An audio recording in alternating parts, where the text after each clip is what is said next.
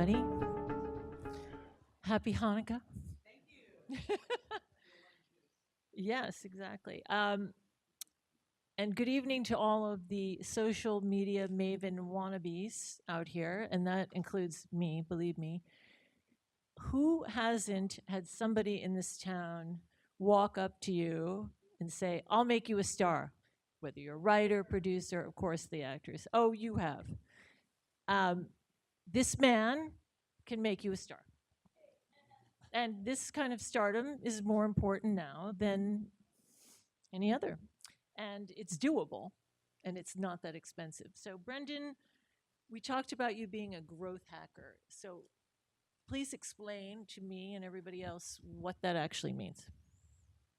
Yeah, so first off, I question whether to use that term because it's been around for, I don't know, I think at least 5 or 6 years, and it's at an inflection point where it has both a positive and negative connotation. I mean, the way that I look at it from a definition standpoint and the way that I approach anything in business is I'm always trying to find the best strategies and techniques to reach goals and objectives, whether that be for a client or myself, in the shortest time period possible. Now, where the negative connotation comes in is people see hacks as flimsy solutions that are not stable in a foundation, whereas I think that you can leverage techniques and strategies on how to grow quickly. But with anything, if you don't have a solid foundation built under it, it's not going to last. So generating 1 million followers in 30 days, that's awesome, but what do you do with that? Because generating 1 million followers in 30 days is very different than doing it over the course of a few years. And for myself, I developed a strategy and technique, and you could call it a growth hack, to achieve that feat. But a year later, I'm working on that brand and producing content every day and every week. Yeah, it's not just getting there, it's staying there, obviously. Absolutely. So why don't you explain to our listeners here who you've worked with and how you learn these skills? Yeah, so it started off, so the interesting thing is I actually went to film school, and I wanted to learn the business side of film and be a producer. And what I quickly realized in film schools, they don't teach you anything about business. So I was like, I've got to figure out actually how to learn business, and the most cost-efficient way at the time, and it still holds true today, is to start internet companies. So I started 3 internet companies while I was going to college, really not to make money or to get rich, but just to really learn. And since an early age, I just love creating and building things. So then when I moved out to LA to pursue a career in film, it's when the entertainment industry started to reawaken to digital after the .com bust. This was around 2005. And I came out here with the goal of, I want to be a producer, I want to work in the film industry. And when I was looking around me, there was probably, 10,000 other people in LA that wanted to be producers at the time. 10,000? Probably, maybe more. 10 I don't million. know. And that's in this room. And I'm always a person about having a strong value proposition, something that's unique, something that's different, which I've later learned is a hook point, which we can get into a little bit later. And I noticed that there was a lot of people around me, directors, producers, actors, that were asking questions about digital, about social. How do we leverage these platforms to push our films forward, to push our brands forward? So I just started leveraging those opportunities to get my foot in the door and forge connections. So I first started off at Lakeshore Entertainment. At the time, they were producing like 5 or 6 films a year, ranging in like $15 to $75 million budgets. And I started off as a PA, and I started hearing these conversations and meetings around digital. And I just started, hey, can I help you? I've had this experience. I've done this. I've done this. And then in less than a year, they tasked me with creating their first digital division. So I was overseeing all of the strategy behind their theatrical releases and working with their distributors. And then that opened up the doors to actors and directors being like, hey, can you help me as well? And that's where it really kind of started from that perspective in entertainment. And then I quickly realized that it wasn't as fast-paced as I was looking for. It wasn't as creative as I was hoping for. The movie business is too slow for you. And I decided to move full force into digital and left and started building technology platforms for major media companies. So I built platforms for MTV, Viacom, Yahoo, licensed some platforms to like MGM and Lionsgate, built something for Vice. And then those partnerships, specifically the MTV Viacom partnership, opened up the doors to work with big celebrities such as Taylor Swift and Rihanna. And I'm always a firm believer in you provide as much value as possible, and if you connect to the right people, you can get to anybody. And so that's where those partnerships came from. And back at Lakeshore, I didn't name any names, but like I had, for example, it was a crazy thing. I think I was still a PA. It was when at the first film I worked on, like on the digital side, was a movie called Crank with Jason Statham. And I literally had Jason Statham say, hey, can you come to my house and talk to me about digital and social? And it was too early for him, so it didn't end up working out, but he's since become a huge social star. And then from there, after building those technology platforms, I helped build one of the largest social paid optimization firms in the world, where we were optimizing advertising dollars on the social networks such as YouTube, Facebook, Instagram, and Twitter. And through that, we were working with Disney, Xbox, Netflix, LinkedIn, and so that opened up the doors to that. And then I left that company and started working with professional athletes and celebrities and journalists again. So let's cut to the chase, as we do in Hollywood, and let's talk about money. How you get 1 million followers in 30 days? How do you monetize that? And I know it's different for companies versus individuals. Yeah, so there's a few different ways that you can monetize a social audience. So let's just take me, for example. So I built an audience of 1 million followers in 30 days, and I literally did it not because I wanted to make myself famous.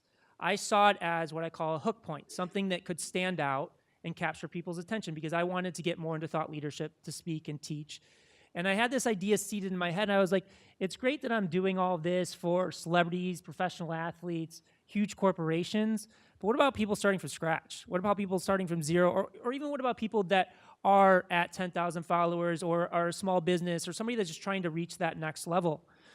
And I knew I could do it because I had spent 3.5 years building this system to do it, and I had success with big celebrities and journalists.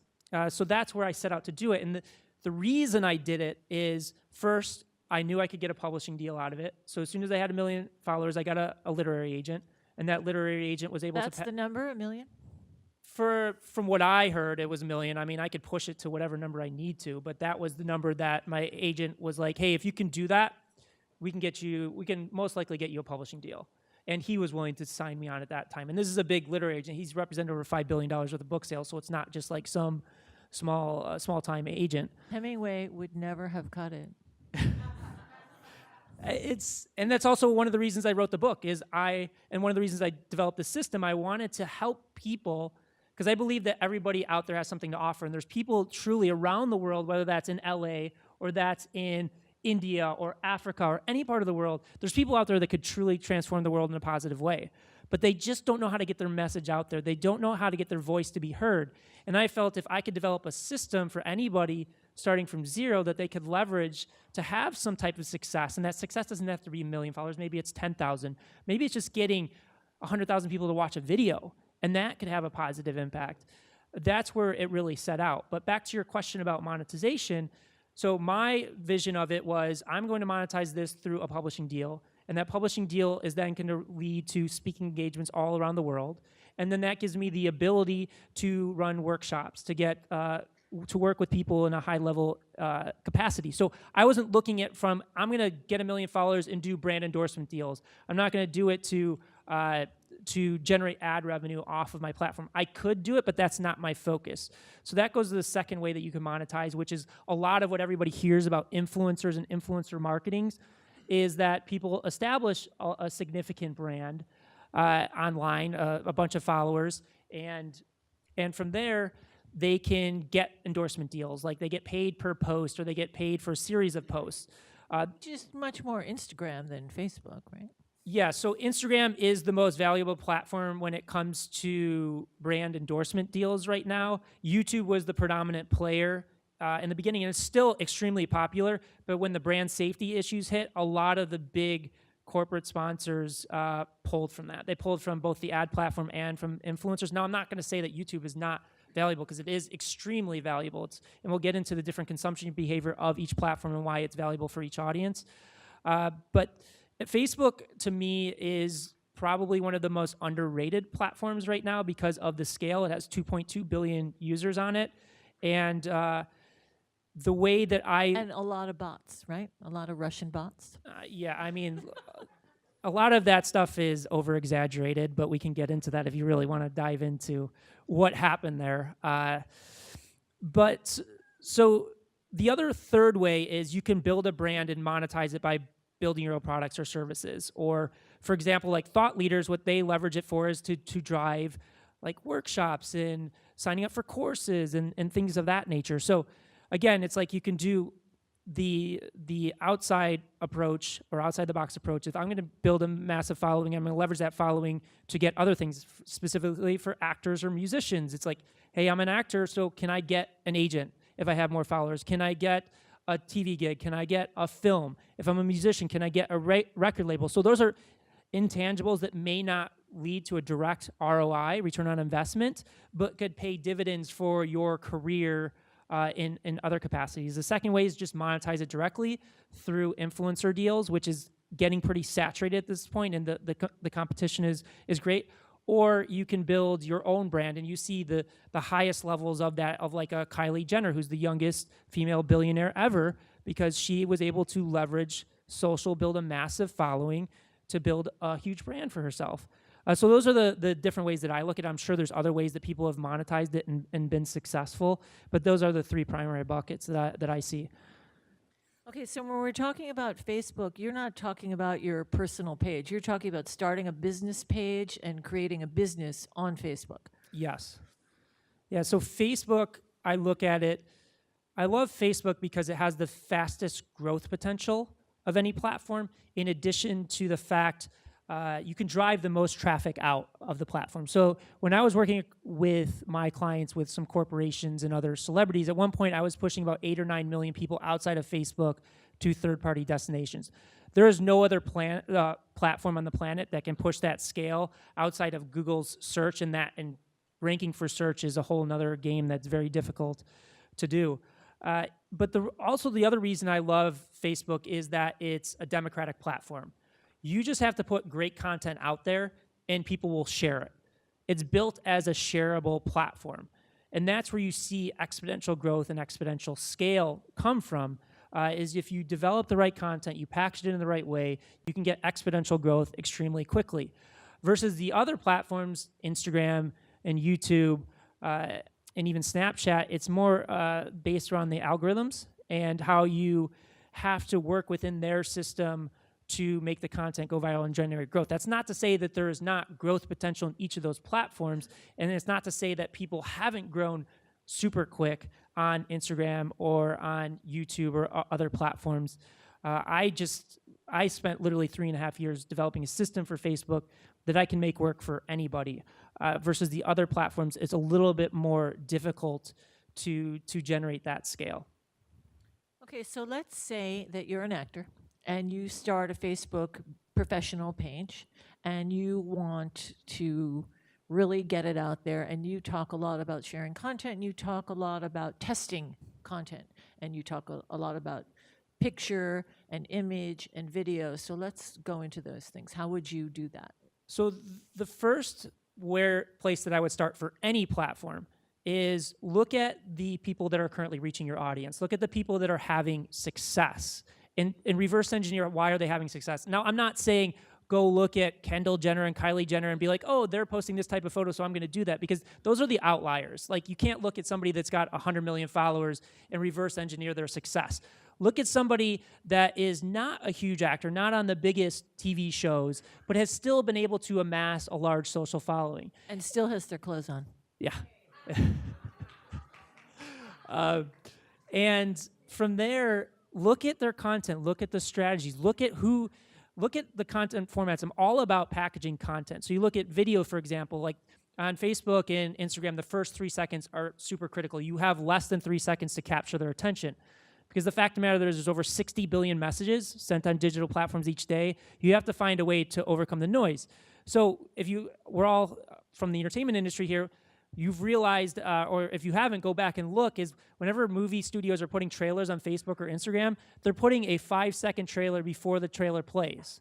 Why? Because they literally have less than 3 seconds to capture their attention, so they re-engineer the way they distribute trailers online. It's the same thing with any video you're putting online. You have less than 3 seconds. What are you going to do with that? How are you going to capture their attention? That's why you see captions on videos. That's why you see these burned-in meme cards at the top, is because you have to capture their attention. And the dirty little secret is that 70% of video is watched with the sound off, too. So you're going to have people scrolling through the feeds, and if you don't have captions, you don't have a meme card, nobody cares. Nobody's going to pay attention. So first, really look at the competitive landscape. Who do you admire? Who's reaching your audience? Again, ignore the outliers, and then reverse engineer the type of content they're producing, the type of packages they're using, and then from there, putting your own message. I say copy what people do in terms of their formats and the way they package content, but don't copy their message. Find your own internal message. Secondarily, choose the platform that you're most excited about, because you have to be excited. Like, if you love Instagram and you're on Instagram every day, then choose Instagram. If you love Facebook, use Facebook, but choose the platform that you really want to, that you enjoy doing, because you're going to get burned out super quick if you're not choosing the right direction. And I'm sure that the same content on Facebook or Instagram, those are two different sort of demographics and audiences and attention spans, right? Facebook and Instagram are pretty similar because, first off, Instagram's capped at 60 seconds. Facebook, you're generally never going to get somebody watch even more than 60 seconds unless your content is super compelling. The big differentiator is YouTube.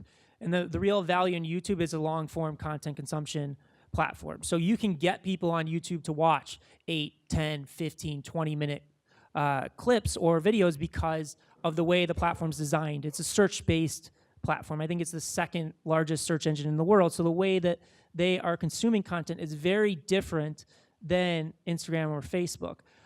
But I would say that the consumption behavior is pretty similar between Facebook and Instagram, but the big differentiator is the engagement metric that you're going against. So Facebook, all about sharing. Instagram, it's about liking and commenting.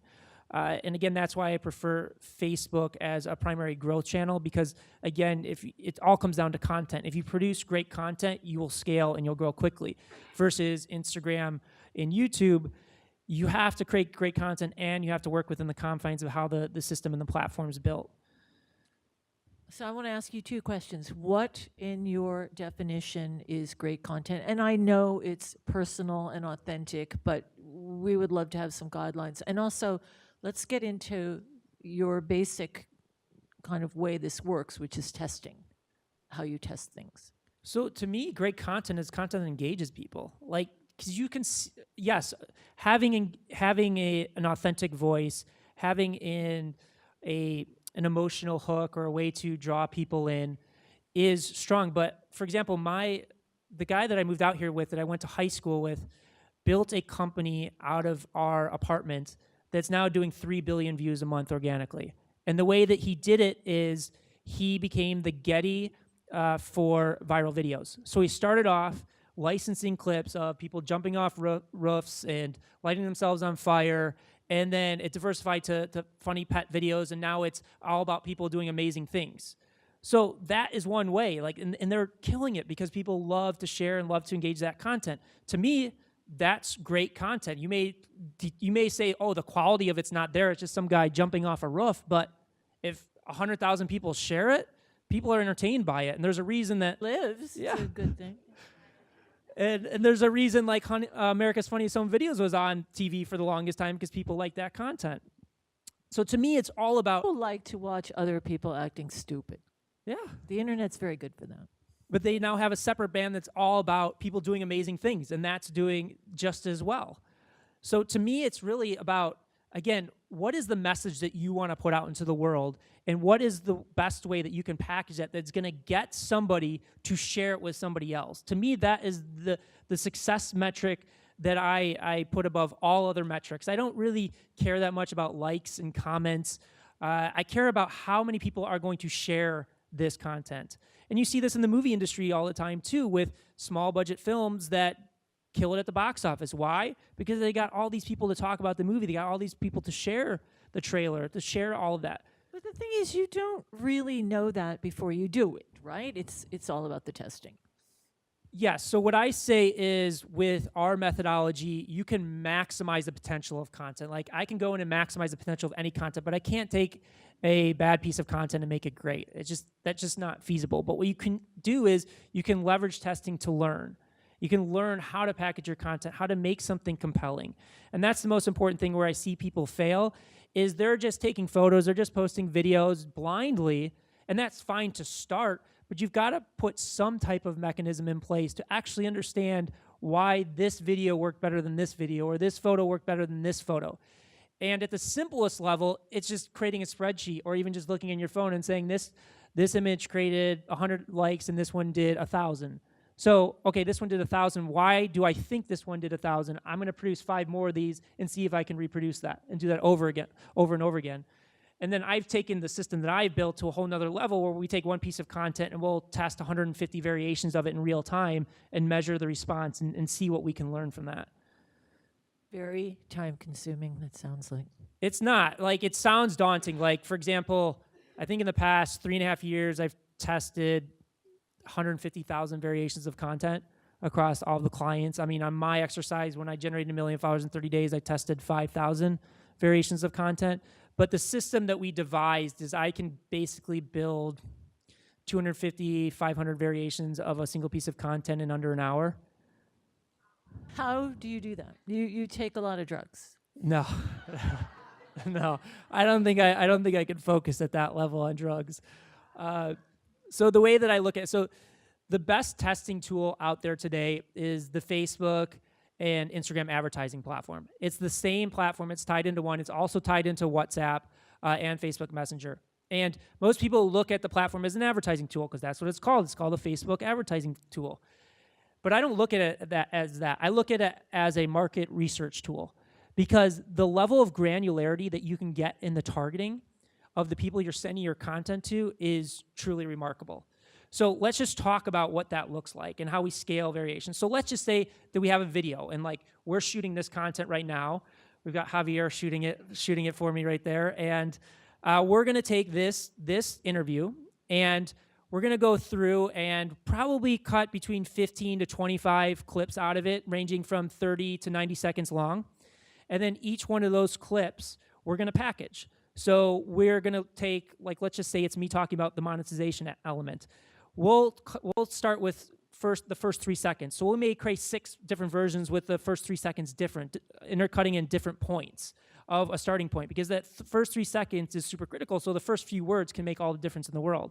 Then what we're going to do is we're going to add captions to all of them. And then we're going to put a meme card, which is just basically a headline that's burned into the video. So it's like the 3 types of monetizations or the 3 ways that you can monetize your social audience. So there we already have we take that one clip, we probably already have 10 variations of it. So that's the first element of a variation, and there's 5 key elements. So the first one is that clip. The second one is the headline description. So what is the text that we're going to put over this specific video? And we'll create multiple versions of that. Sometimes I'll just change one word. Sometimes I'll change the entire sentence. It just depends. So generally, we'll create anywhere between 5 to 8 different headline variations of that video. So now we just doubled it. You don't sound like an hour to me. It's not that much work. Then the third element of a variation is the demographics. So who are you pushing this to? Are they males? Are they females? Are they 18 to 25? Are they 35 to 50 years old? Or you can just send it to everybody and see who it resonates with. So that's the third element. The fourth element is the interest level, where you can control specifically what the people are interested in. So you can make a list of all the movies they like, all of the TV shows, all of the musicians they listen to, the products and services they buy, whether they went to college or not. So you can control all of those different variables. And then the fifth element to a variation is the geolocation. So what part of the world they live in, down to the specific zip code. So now each one of these are interchangeable. So you can just change, okay, for this next variation, I'm just gonna target males. For the next variation, I'm gonna target females. For the next variation, I'm going to switch out people that like Avengers versus Iron Man versus horror movies. Like all these. That's just changing the content. Changing the variables of the test. All right, look, can you explain that? Because I don't know what you're talking about. Yeah, so again, within Facebook and Instagram's advertising platform, you can control each one of these 5 elements. So the first test, let's just say, the first variation is this video plus this headline for females that are interested in Iron Man that live in Chicago. So then you duplicate that, you create another one of people that are in Los Angeles. Then you duplicate it, create another one for people that are not interested in Iron Man, but they're interested in Avengers. You duplicate it, create another one. I'm doing it for males. And what this allows you to do is control every single variable and break down and push your content to all these different people and see how they respond to the content. So let's just say you have 5 different images or 5 different videos. You can send those 5 different videos to the same target audience and see which one's performing the best. Or if you're in the beginning and you want to try and find your audience, you can take your content and test it against all these different audiences to see which one is responding at the highest level. And how much time do you give the content out there to come up with the numbers that you come up with? So I schedule my tests for midnight, and then when I wake up in the morning, I look at the results. So roughly like 6 or 7 hours. I used to do it where I would do it in the middle of the day and just look at it after 1 or 2 hours, but Facebook's algorithms kind of broke a little bit when they changed something, and it's going to get too technical, but we've just found that giving it a fresh 24 hours is going to give you the most accurate data. There's a whole section of the book about, and we all have heard the terminology about buying followers, which we just assume is fake followers, to pump up your numbers really fast. But you have a whole system of buying followers that's real. So explain. Yeah, that. I wouldn't say I'm buying followers. I would say I'm advertising my content to acquire followers, which is a big difference. And people are saying, well, why? People are all about everything has to be organic and generate organic growth. And I'm a firm believer in that. But for everybody, it's not feasible. Like, I know a few people on the planet that can release a video or a piece of content and get 50,000 people to share it consistently. It's like, if you're at that level, I mean, you don't even need to be here. You don't even need to be talking to me because you're an expert in content. So what we use is we use the advertising platforms, again, as a market research tool to test content and what I call earned lift. So what we do is we use the advertising platform to find key variations, key content that people will share at the highest velocity, so you get organic lift out of it. Because you can't today just put a piece of content out there if you have 0 followers or even 1,000 followers and expect it to go viral, because people aren't seeing it. Like, it's not out there. But what the advertising platforms allow you to do is push that content out there and give you a chance to succeed. And that's the power of these platforms. And if you're like, well, why advertise? Advertising is not the true way to social. Well, this coming year, there's going to be $108 billion spent on online advertising. Every movie studio, every television studio in LA is buying online advertising. I've sold online advertising to them. I know how much they're spending. So if you're going to sit there and say, oh, well, that's not the right way to do it, that's fine. And that's why the book is not just about my system, but I went off and interviewed the top people around the world. Like, I interviewed the number one magician online who's 24 years old, who generated 15 million followers in 15 months. And he did that organically because he knew how to package his content, and each one of his videos is doing 30 to 50 million views. So there's different ways to go about it, but the system that I devised on top of the advertising platform is for people that are struggling. They're struggling to maximize the potential from scratch, or are trying to reach that next level. And again, I see it as a foundation. You've got to eventually learn how to produce content that can get that shareability, get that organic lift, because even using the advertising platforms, which I use for myself, is if you're not getting people to share the content, even advertising it, then it's meaningless. Like, it's not fruitful. But the other way that I look at it is, one of the biggest growth factors organically for social is collaborations. It's the biggest growth factor for YouTube by far, is collaborating with other people to expose your content, your brand to other audiences. What a collaboration looks like is, so I have 1 million followers, you have 1 million followers, we come together and say, hey, let's produce content together so that I expose you to my audience and you expose me to your audience. That's why 1600 Vine, it's all filled with influencers that live together, because they're just shooting content, building their audience, and building this huge media empire together. I wish the studio system was built that way, because they'd all be continuously successful. But so in terms of collaborations, people aren't going to collab with you unless you have a large social following. Or you can maybe have got 10,000 followers, so you can find other people that have 10,000 followers to collab. And that's a great way to start, but you're not going to see that exponential growth scale quickly. So where you can leverage the advertising platform and leverage growth that I'm doing is, okay, let's get your numbers up as quick as possible.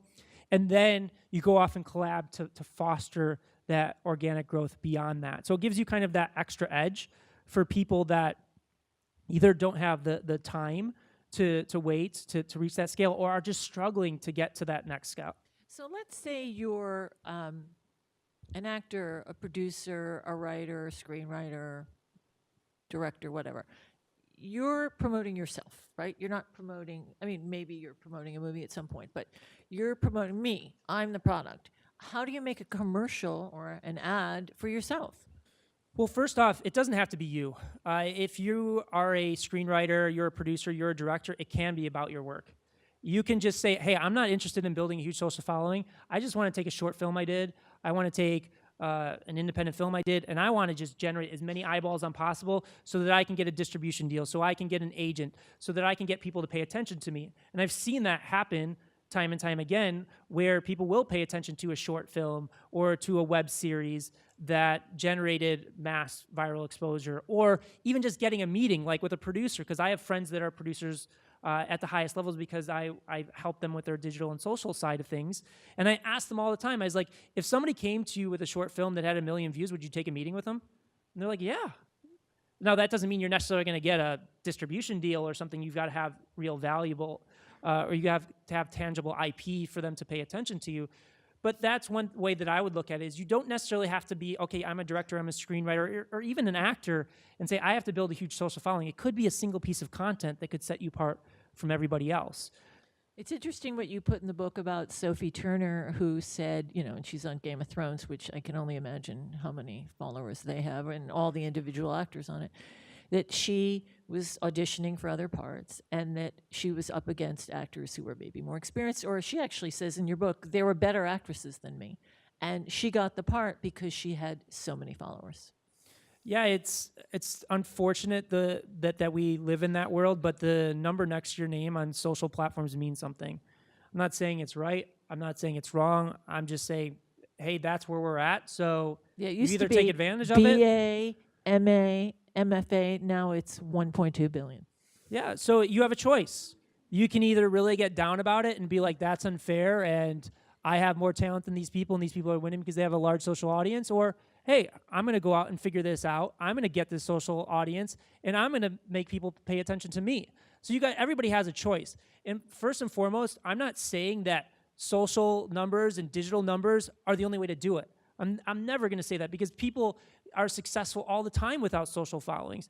But it's like you've got to make that decision for yourself. And the first thing that I always tell people is this something you're interested in? Is this something you're excited about? Because if you're not excited about building a social audience, don't do it. Like, just don't, because it's a lot of time, it's a lot of work. Yes, the book, the hook point is how I generated 1 million followers in 30 days, and I break it down, but there's a lot of work behind it. It's not just like you're going to do one hack. Yeah, you can go off and buy a bunch of fake followers really quickly, but all the platforms are cutting down on that.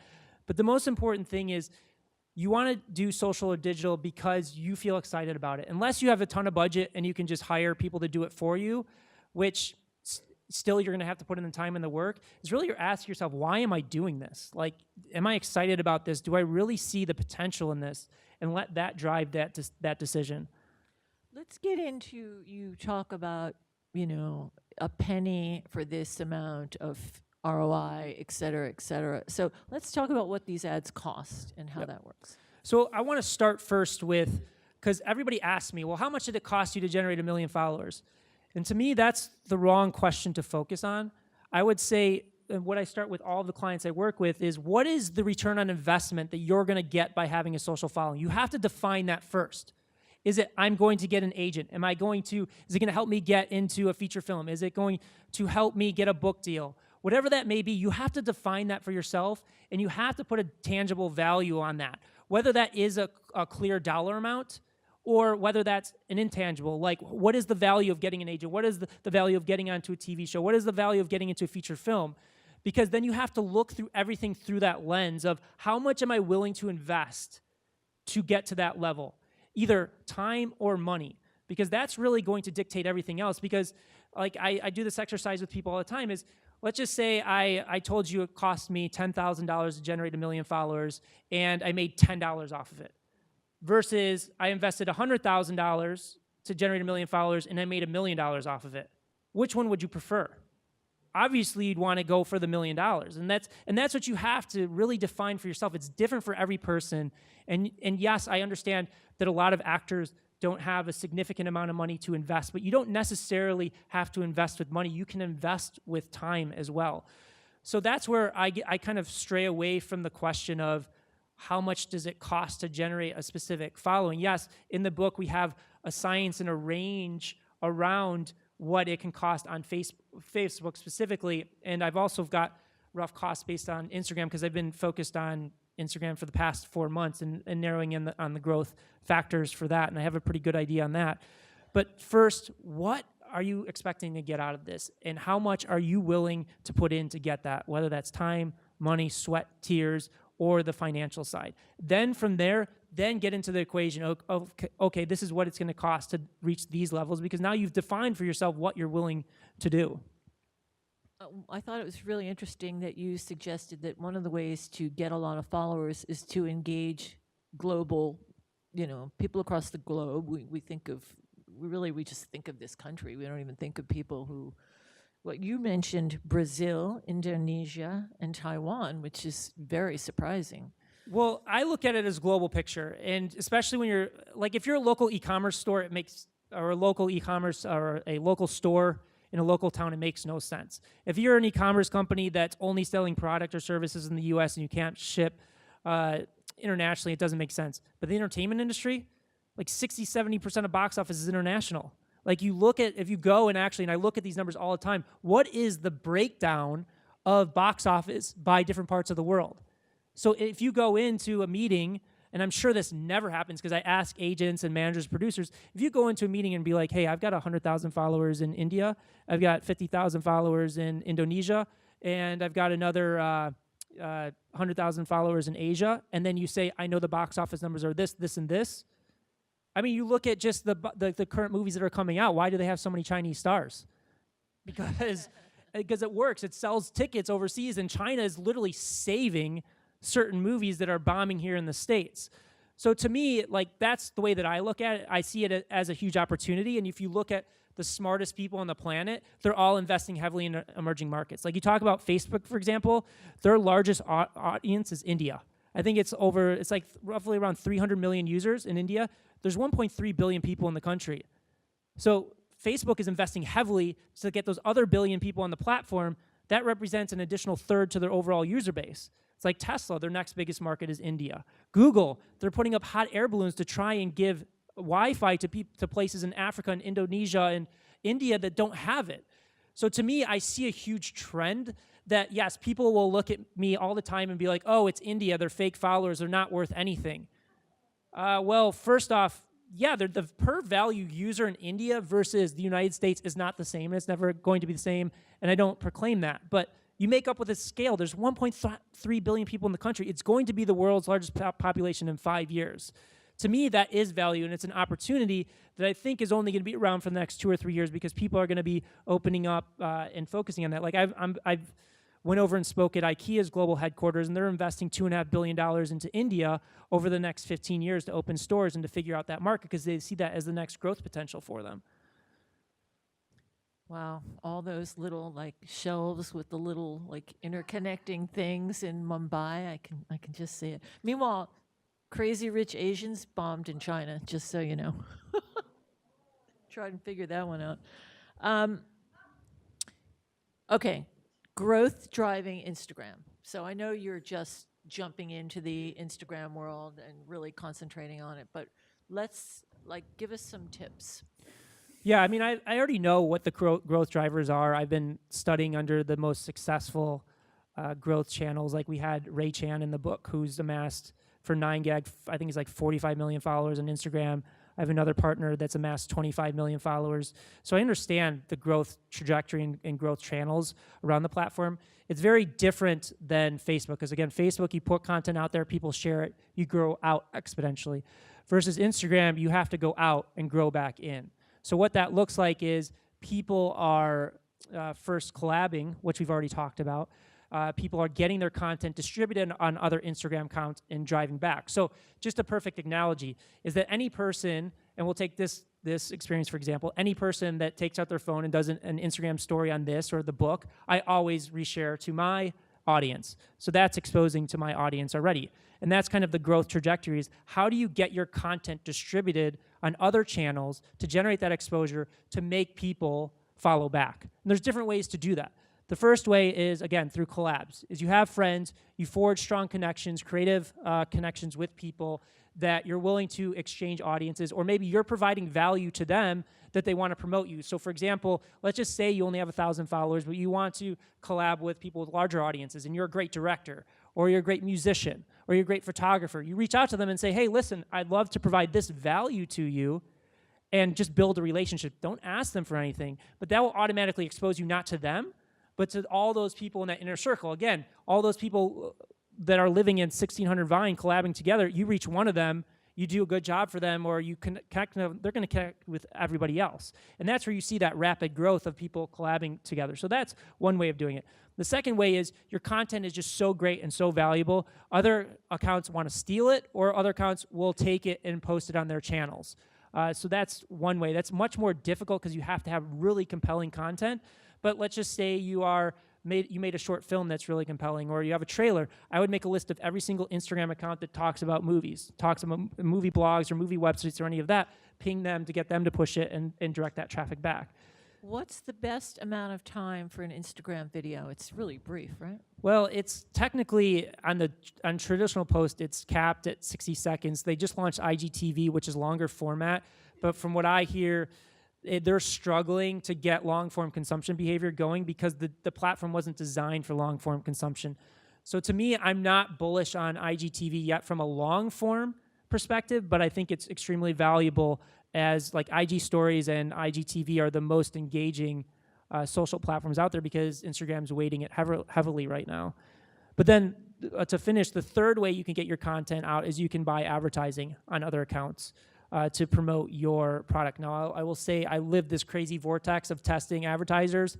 You've got to be very careful and just test people because there's people that are selling fake stuff, there's people that are not going to deliver, people that want to deliver that have audiences that are not the audiences that they say. So you've got to, if you want to go that route, you got to find trustworthy people to go about it. So those are three different approaches that you can take. The other approach is you can create Instagram pods, which is like the big trendy thing where you create a group of people and you all say that you'll like and comment on each other's photos, and the reason that is you want to make your content go viral to hit the Explorer page. That's where your content can go viral, and that does work. How does it get to that page? It's the way the algorithms are weighted. So what Instagram looks at, they look at the piece of content, and then they look at the people that have the associated engagement with it. So if they see a piece of content, a photo or video, and they have a lot of accounts that have large followers, that have what's called an age account that have been around for a while, that are liking, commenting, engaging with the post, and Instagram's like, oh, this content must be really good, so let's push it up in the algorithms, and it shows up in the Explorer page for all the followers that follow those other accounts. Now, that does work from a growth perspective, but I've seen the better way is to do the collab way, which is called share for share, where you create a group of people that say, okay, if you share my video, I'll share your video, and you get a group of 5 or 10 people, and then you organically grow together in that capacity. That's easy enough. It's, I mean, listen, it takes work. But it's not rocket science. The hardest part is getting quality content.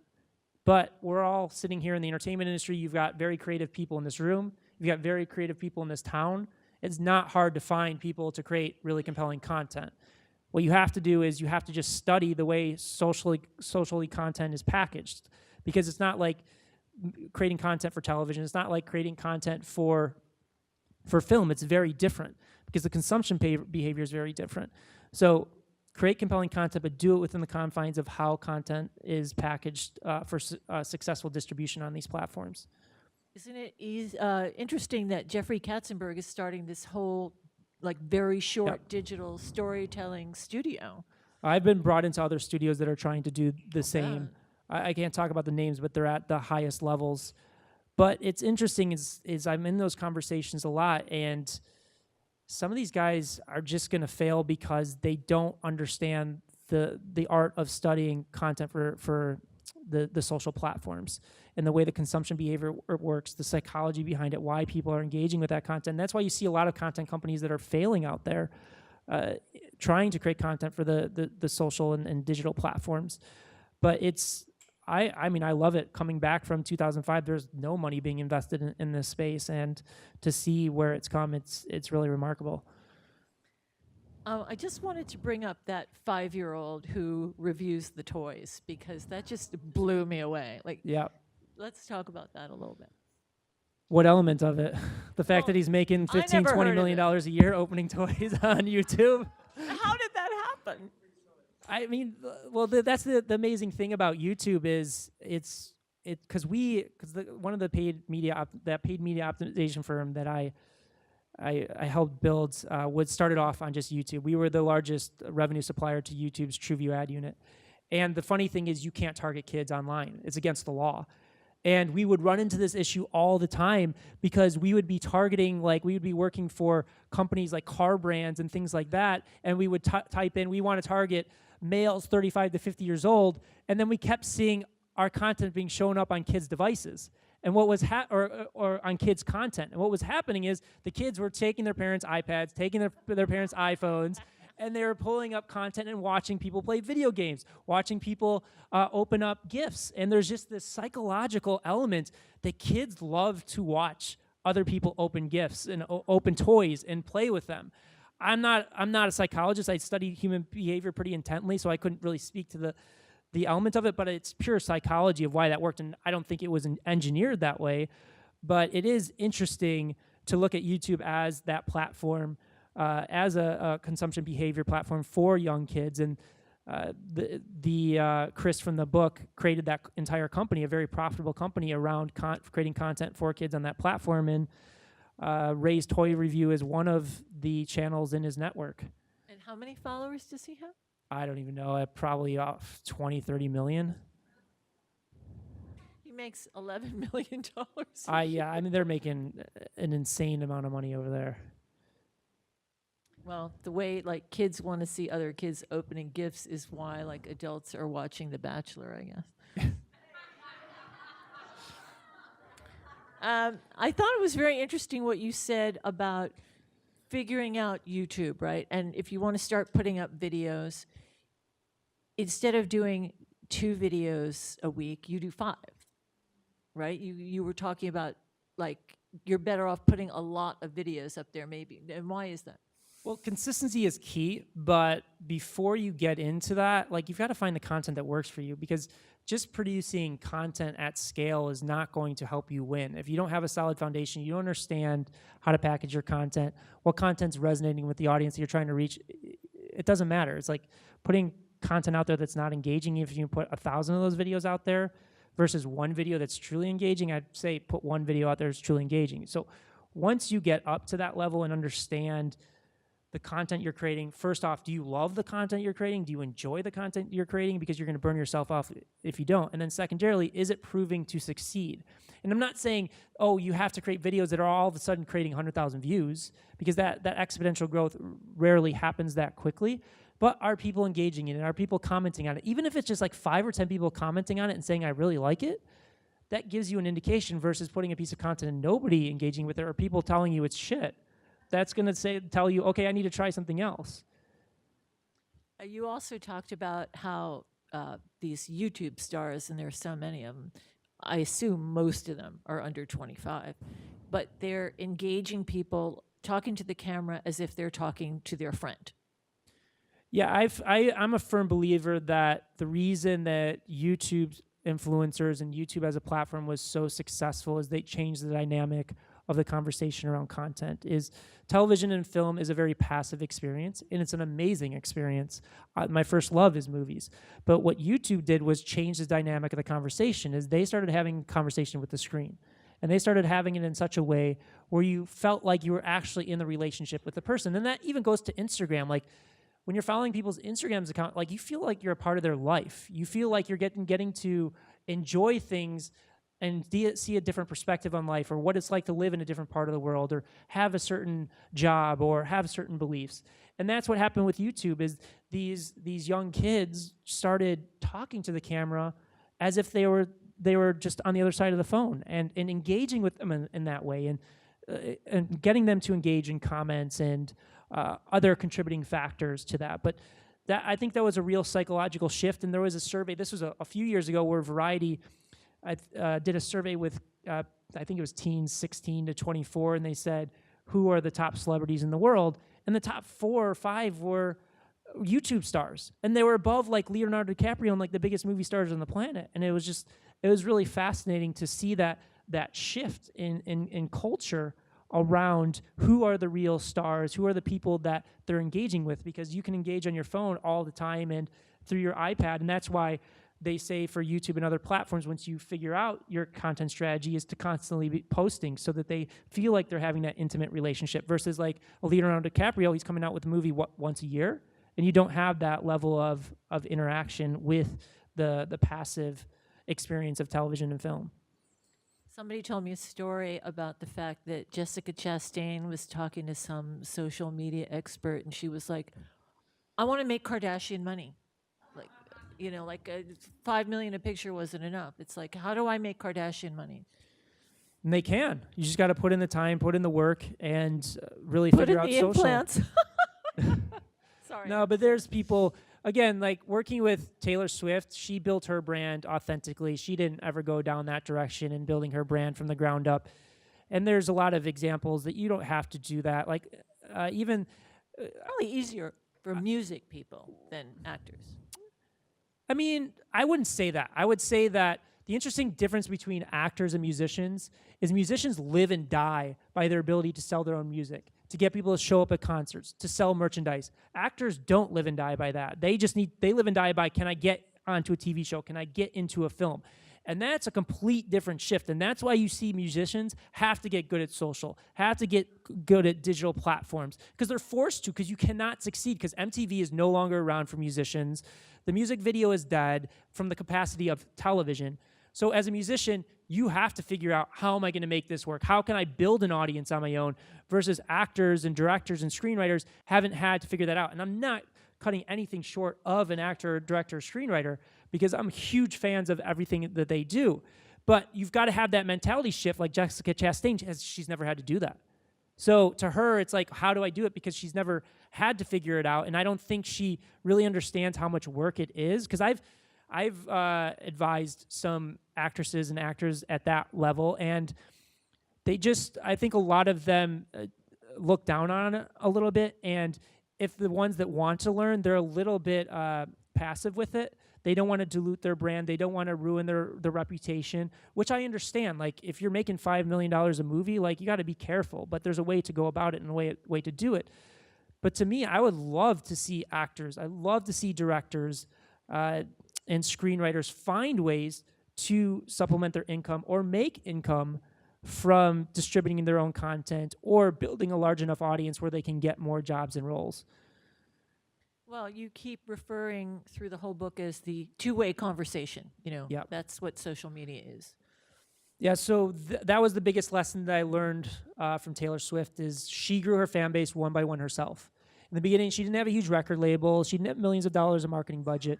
She literally grew her fan base one by one. And what made her so powerful and so effective to grow so big is she understood the importance and value of fostering one-to-one communication with fans. She understood that each time that she responded to a comment, each time that she took a photo with a fan, each time that she signed an autograph, not only did it turn that fan into a fan for life, but it turned that fan into a brand advocate, somebody that was now willing to share Taylor's music, Taylor's message, Taylor's content with the world. And because this was happening at a time where social profiles were becoming an intricate part of everyday teenager life, it was no longer that this new brand advocate was telling 3 to 5 of their closest friends. They are now posting it on their social profiles, reaching hundreds, sometimes thousands, sometimes tens of thousands of people. And that's where that exponential growth came from, is through building this army of brand advocates, by fostering this one-to-one communication. And there's perfect examples of it online. I remember one time she was doing a promotion for her album where she was going to do a 13-hour autograph signing session. She stayed for 18 hours because there was a line of 2,500 fans out there. But she understood that value, and that's authentic to who she is. She wasn't gaming the system. That's why you see videos of her showing up at with Christmas gifts or bridal showers and things of that nature. But I would implore all of you to really understand the times that we're living in today. It's the most valuable time ever, is because just think about 15, 20 years ago, that if you wanted to share your message, you wanted to share your content, the only way you could really do that is to get on a soapbox and scream at the loudest you can and see who could pay attention to you, or you had to get on television or film or radio to do that. Today, you can go on Facebook, you can go on Instagram, you can go on Twitter, any of these platforms, and literally reach millions of people. And the way that you do that is, how do you provide value to your audience to the point that they are compelled to tell everybody they know about you? Because if you create a piece of content like that, that is real exponential growth. Like one of a new friend of mine who just moved to LA, his name's Jay Shetty, and he's one of the top viral video creators on the planet. And he generated, I think it's close to 18 million followers in less than 2 years. He's done 3 billion views in that time period because he knows how to create content that moves people to share it. And he's doing it from the standpoint of, I'm going to provide the most inspiration, I'm going to provide the most value to the audience so that I am compelled as a viewer to share that with my inner circle, with my social connections. It does seem like the inspirational, whether it's coaches or inspirational quotes, that stuff, like people need that, obviously, because that's the stuff that's moving. Just distill it down to what happens in the movie industry. What are the movies that people watch? People love to watch comedy, something that makes them laugh. They love to watch inspirational movies. They love to watch movies that scare them. They love to watch action movies. Like, you can distill it down and see the translation to digital and social platforms. It's not like all of a sudden content changed overnight and all the themes went out the window. The themes are the same. It's just the way that you package the content. It's no longer an hour-and-a-half movie. It's a 60-second clip. And it's like figuring that out. Again, going back to the analogy of the movie studios, they're now having to create a 5-second trailer before the trailer actually plays. And trailers are super compelling because they spend tens of millions, in some cases hundreds of millions of dollars, to produce the footage that's featured in that trailer. And half the time it's not even in the movie. Yeah, but they have been forced themselves, even companies that are investing tens of millions and hundreds of millions of dollars, to reverse or to relook at the way that they distribute their trailers and distribute their content. Versus you have content creators like a Prince EA or a Jay Shetty that are outgunning them with spending no money because they just studied the content formats. They studied how to produce content for that format. So for anybody in this room, like, you guys have the tools. You guys are either actors, directors, or screenwriters. If you're an actor, you know writers, you know directors. So all sit down in a room together and look at the most viral content out there and understand, why is that? Why is that? Like, I just hired a producer that was a competitor to BuzzFeed. And they proceeded to do, I think, like 2 billion views in the first year, generated 45 million followers on Facebook. And she told me that the way that they do it is every Monday they sit around a table, they go through all of the competitors' videos, and they dissect it. They try and understand, why did this competitor's video go viral? They look at everything from the first 3 seconds to the colors they use in the captions, to the meme cards, to the way that the story is structured, to the way the clips are cut and structured. It's like everybody in this room can do the same thing. It's not rocket science. It's just going through that process and doing it over and over again.